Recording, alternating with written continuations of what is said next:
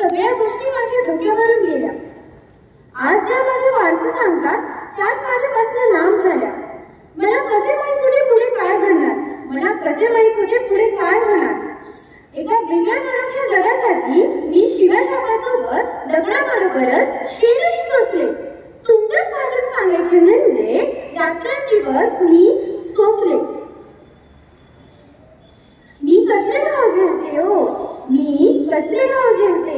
मी सावित्रीबाई ज्योतिराव फुले बोलते. मी सावित्री, सातारा जिल्ह्यातील खंडाळा तालुक्यातील खंडोजी निवासी या पाटलांची मी कन्या. अवघ्या 9व्या वर्षी माझे लग्न झाले. ज्योतिराव गोविंदराव फुले यांच्यासोबत माझे लग्न झाले. हळूहळू माझ्या लक्षात आले ज्यांच्यासोबत माझे लग्न झालंय ते साधारण व्यक्ती नव्हे, तर ते लाखो करोडांना ऊर्जा देणारे क्रांती सूर्य. शिक्षण हे वाघिणीचं दूध आहे, शिक्षण हे वाघिणीचं दूध आहे आणि हे शिक्षण मला माझ्या लेकरांना द्यायचं होतं. आज मी तुमच्यासमोर बोलते.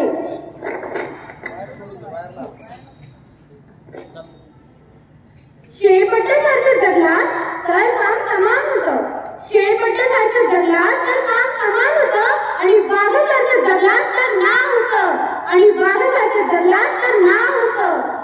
1 जानेवारी दिनांक शनिवार 1948 ला पुण्यातील भिडेवाड्यामध्ये सर्वधर्मीय मुलींसाठी पहिली शाळा सुरू करण्यात आली. भारतीय माणसासाठी सुरू केलेली पहिली शाळा. आणि मी त्या शाळेतील पहिली शिक्षिका व मुख्याध्यापिका सुद्धा. काम जोखमीचं होतं, अवघड होतं, खडतर होतं, पण आम्ही देखील शिवरायांच्या मावळ क्रांतीतील वंशज होतो. स्त्री काहीही झालं, कोणत्याही धर्माची स्त्री राहो तरीही दोषी तिलाच ठरवलं जातं. अहो, एखाद्या बायकोचा नवरा बळी गेला तरीही दोष तिलाच ठरवलं जातं. तिला सती जायचं, केश पिकवून करून गोळगी द्यायचं, तिला एखाद्या बंद खोलीत दाबून ठेवायचं, हा कोणता न्याय आहे? यासाठी मी आवाज उठवला.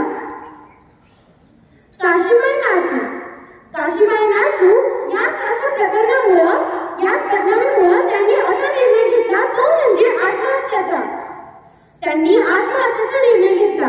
नको, मला जगायचं नाही, मला मरू द्या, मला जगायचं नाही. पण मी सावित्री, मी त्यांच्या मागं उभं राहिली आणि ठाम निर्णय घेऊन त्याला सोबतच राहिली. आता एवढंच सांगेल, विद्येविना मती गेली, मतीविना नीती गेली, नीतीविना गती गेली, गतीविना वित्त गेले, वित्तविना शूद्र घडले. एवढे अडचण एका अविद्येने केले. जाता जाता एवढंच सांगून जाणार, जर माणूस शिकला तर तो एकटाच शहाणा होतो, जर माणूस शिकला तर तो एकटाच शहाणा होतो, आणि जर स्त्री शिकली तर ती संपूर्ण कुटुंबाला शहाणी करू शकते, तर ती संपूर्ण कुटुंबाला शहाणी करू शकते. यत्र नारीस्तु पूजन्ते रमन्ते तत्र देवताः, यत्र नारीस्तु पूजन्ते रमन्ते तत्र देवताः, यत्र तास्तु न पूजन्ते सर्वत्र क्रिया औषधाः. ज्या ठिकाणी स्त्रियांची पूजा केली जाते त्या ठिकाणी देव निवास करतो, आणि ज्या ठिकाणी स्त्रियांची पूजा केली जात नाही तिथे सर्व काम निष्फळ होतात. पुरुषांच्या बरोबरीने महिलांना दिले स्थान, पुरुषांच्या